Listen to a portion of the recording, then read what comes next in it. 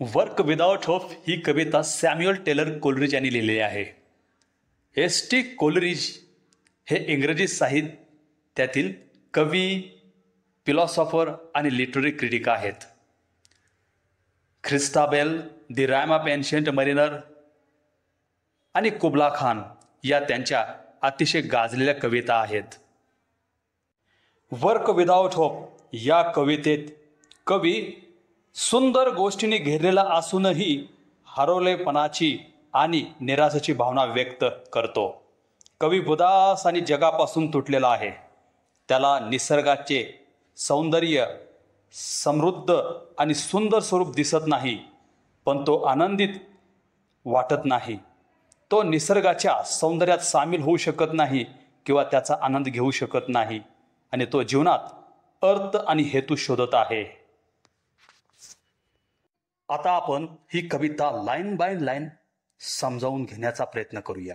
All nature seems at work.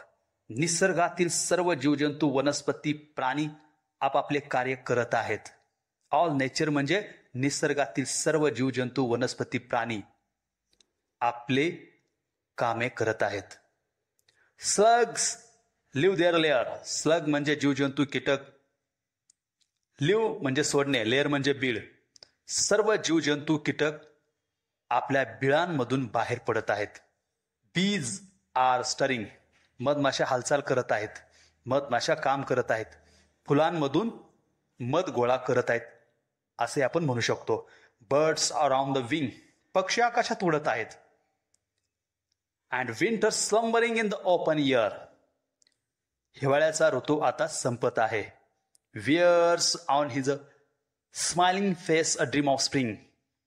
हिवाळ्याच्या हसऱ्या चेहऱ्यावर वसंत ऋतूचे स्वप्न दिसत आहे. हिवाळा संपत आहे आणि वसंत ऋतू येण्याची आशा दिसत आहे. वसंत ऋतू येण्याची चिन्ह दिसत आहेत. Wears on his smiling face a dream of spring या ओळीमध्ये आपणास पर्सॉनिफिकेशन फिगर ऑफ स्पीच दिसून येतो. And I the while the sole unbusy thing. या ठिकाणी कवी काय म्हणतो, मी एकटा असा आहे की मी कोणत्याही प्रकारचे काम करत नाही. मी एकटा कोणत्याही प्रकारचं काम करत नाही. नॉर हॉनीमेक. मी मध माशाप्रमाणे मध बनवत नाही. नॉर पेर.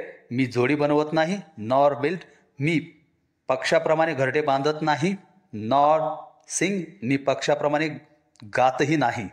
सर्व प्राणी, सर्व जीव, वनस्पती, प्राणी सर्व कामात आहेत, पण मी कोणत्याही प्रकारच्या कामामध्ये व्यस्त नाही.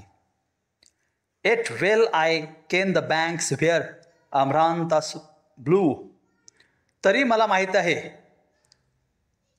ती ठिकाणे, तरी मला माहीत आहेत आमरांत कुठे फुलतात. आमरांतचे फूल, आमरांताचे फूल कुठे फुलतात हे मला माहीत आहे. कवीला ज्ञान आहे पण तो काही करत नाही. Have traced the fount whence streams of nectar flow. मी त्या झऱ्याचा शोध घेतला आहे जेथून अमृत वाहते. त्याला जीवनाचे स्रोत माहीत आहेत पण तो त्याचा उपयोग करत नाही. या ठिकाणी कवी निष्क्रिय आहे. कवी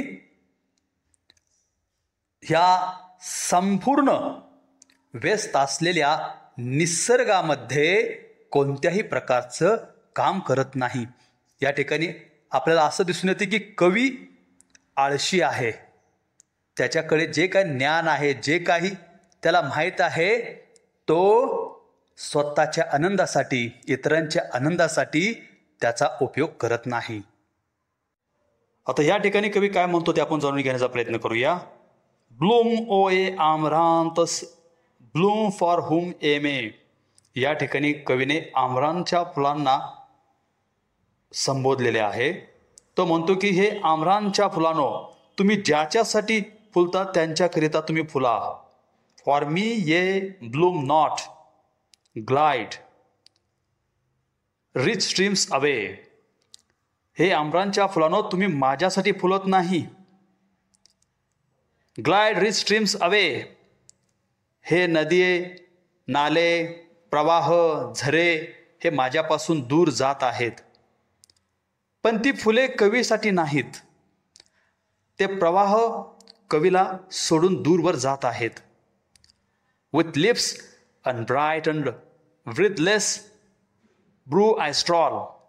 निष्प्रभ ओठासह फुलमाळरहित कपाळाने कवी फिरत आहे. कवीचे होठ कोरडे आहेत. डोक्यावर कोणतेही फुलाचे मुकुट नाही. And would you learn that spells that drowsy my soul. आणि तुम्हाला जाणून घ्यायचे आहे का जे मंत्र जे माझ्या आत्म्याला झोपवतात. आता या शेवटच्या 2 लाईनीमध्ये कवी काय म्हणतो ते आपण जाणून घेण्याचा प्रयत्न करूया. Work without hope draws nectar in sieve. आशेविना काम करणे म्हणजे चाळणीतून अमृत गोळा करण्यासारखे आहे. आशा नसलेले काम निरर्थक आहे. जसे चाळणीतून पाणी साठवता येत नाही. And hope without an object cannot live. आणि उद्देश नसलेली आशा जगू शकत नाही. जर आशेला ध्येय उद्दिष्ट नसेल तर ती टिकू शकत नाही. कवी स्वतःला निसर्गापेक्षा वेगळे आणि निरुपयोगी समजतो. सर्व पक्षी काही ना काही उद्देशाने काम करत आहेत, पण त्याच्या कामाला आशा किंवा अर्थ नाही. आशेविना काम हे व्यर्थ आहे. ज्याप्रमाणे चाळणीतून अमृत साठवणे अशक्य आहे, कवीच्या मनात निराशा, उद्देशहीनता आणि एकाकीपणा दिसून येतो.